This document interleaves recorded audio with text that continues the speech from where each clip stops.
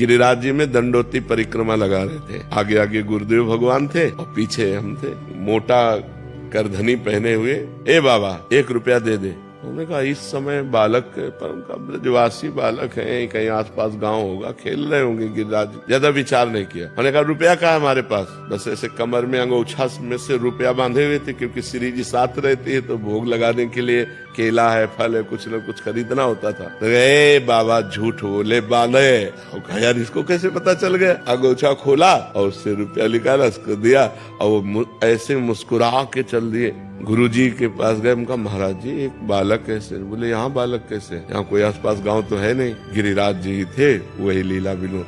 अब पश्चाताप हुआ, यार गिरिराज जी थे, अब लपेट कर जाते अगर ये हमें पता होता। तो यहाँ वृंदावन में जब हम परिक्रमा लगा के आए तो एक भक्ति दीप महाराज जी थे, यमुना किनारे बैठे हुए थे। उन्होंने कहा कि बाबा तुम्हें श्री कृष्ण के दर्शन हुए? तुम कहा नहीं महाराज जी। गिरिराज जी की परिक्रमा में तुम्हें नहीं हुए? तुमका वो 1 बालक रुपया, ऐसा अनुभव तो हमको भी हुआ कि प्रभु हैं, पर अरे बोले प्रभु ही थे। अब उनको किसने बात बताई? अपने आप, मतलब जो ही हम दंडोती लगा के आए और उनसे मिले तो पहले ही वो हमें बात, तो ये ऐसे छुपा छुपी सैकड़ों बार खेलते अपने जनों के साथ। जहाँ जहाँ मेरा भक्त चरण रखे वहाँ वहाँ रखूं हाथ, पीछे पीछे मैं फिरूं। तो हमें लगता है अपने दुख को केवल भगवान से कहना चाहिए। दूसरा कोई पूछे कैसे हो तो मुस्कुरा के कह देना चाहिए अच्छा है, बड़ी कृपा है। और अंदर ही अंदर भगवान से बात करें कि आप तो जानते हो, आप सर्वांतर्यामी हो, सर्वशक्तिमान हो। इस समय मैं इस समस्या में हूँ, हे नाथ मेरी समस्या का समाधान करो या मुझे सहने की सामर्थ्य दो। तो भगवान 2 में 1 कार्य कर देंगे, या तो आपको सहने की सामर्थ्य दे देंगे या उस संकट को हटा देंगे। तो भगवान से प्रार्थना करनी चाहिए। एकदम मस्ती रहती है, किस बल से? भगवान के बल से। हर चीज लिमिट, और उस लिमिट में अनलिमिट सेवा, ये है नाम का बल, ये भगवान की कृपा का।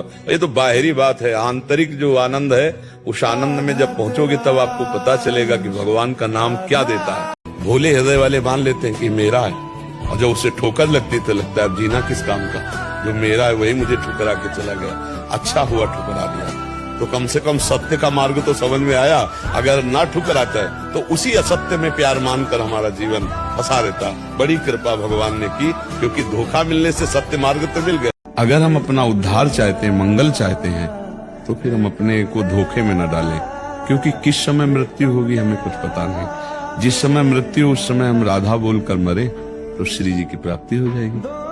तो इसलिए उद्धार शब्द के लिए हमें हर समय का अभ्यास करना चाहिए। कोई भी कार्य ऐसा नहीं है जिसमें हम भजन न कर सके।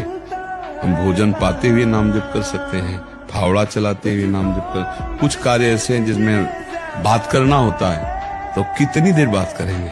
जितनी देर बात किया उसको भी भगवान को समर्पित कर दिया।